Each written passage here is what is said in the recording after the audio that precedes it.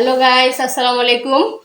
শখের রান্নাঘর থেকে আমি সুখী। আজকে আপনাদের জন্য একটা ইউনিক মুরগির মাংসের রেসিপি নিয়ে আসছি।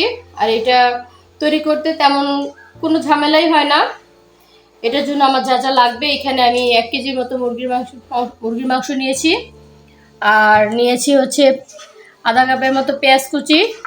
এখানে আছে গরম মশলা গুঁড়া।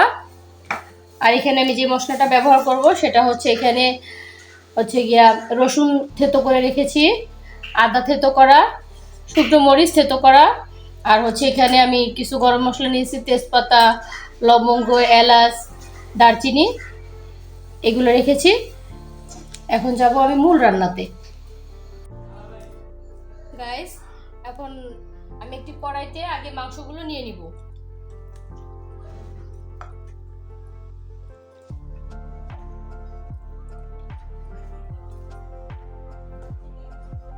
মাংসটা নেওয়ার পরে এখন আমি এখানে দিয়ে দিব আমার থেতো করে রাখা মশলাগুলো।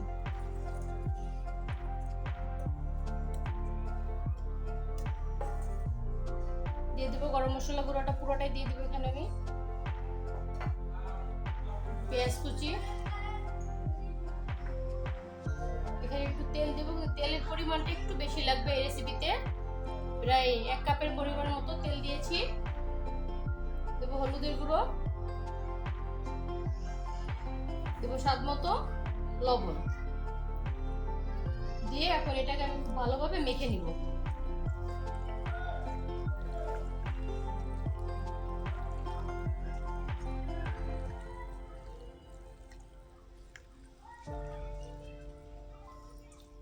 আর মাংসটা মাখানো শেষ। এখন আমি মাংসটা এইভাবে কিছুক্ষণ ম্যারিনেট করে রেখে দিব। গাইস, আমি কড়াইটা চুলায় বসিয়ে দিয়েছি। এখন আমি এখানে প্রায় 1 কাপের মতো পানি দিয়ে দিব। দিয়ে আমি চুলাটা এখন ধরিয়ে দিব।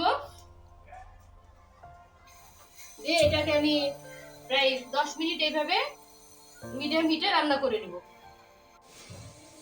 গাইস, আমি এখন এটার ভিতরে দিয়ে দিব আমার কেটে রাখা কিছু আলু। আলুটা দিয়ে আমি এখানে খুব ভালোভাবে আরেকটু মিক্স করে নিব। এই রেসিপিটা করতে তেমন একটা পানিও লাগে না, খুব সামান্য একটু পানি দিয়ে এই রেসিপিটা হয়ে যায়। মুরগি থেকে যে পানিটা ওঠে ওইটাই, আর 1 কাপ পরিমাণ পানি এখানে ব্যবহার করা হয়েছে। এই দিয়ে এই রেসিপিটা করা হয়। তাহলে এটাকে ঢেকে দিব। হ্যাঁ, দেখেন আমার তরকারিটা প্রায় হয়ে গেছে। এখানে আমি এক্সট্রা কোনো পানি ব্যবহার করিনি। আমি শুরুতেই 1 কাপ পানি দিয়েছিলাম, আর মাংস থেকে যে পানিটা উঠেছে ওই মাংসে আমার মাংসটা সিদ্ধ হয়ে গিয়েছে। এখন আমি এটা থেকে আরেকটু ঝোল কমাই নিব, নিয়ে আপনাদেরকে আমি পরিবেশন করে দেখাচ্ছি। গাইস, দেখেন আমার মাংসটা রেডি হয়ে গেছে। মুরগির মাংসের ইউনিক রেসিপি, যে রেসিপিতে আজকে আমি সম্পূর্ণ থেতো করা মশলা দিয়ে তৈরি করছি। এখানে কোনো বাটা মশলা ব্যবহার করিনি। আমার এই রেসিপিটি যদি আপনাদের কাছে ভালো লেগে থাকে তাহলে অবশ্যই লাইক, কমেন্ট, শেয়ার করে চ্যানেলটি সাবস্ক্রাইব করে আমার পাশে থাকবেন। আজকের মতো আল্লাহ হাফেজ।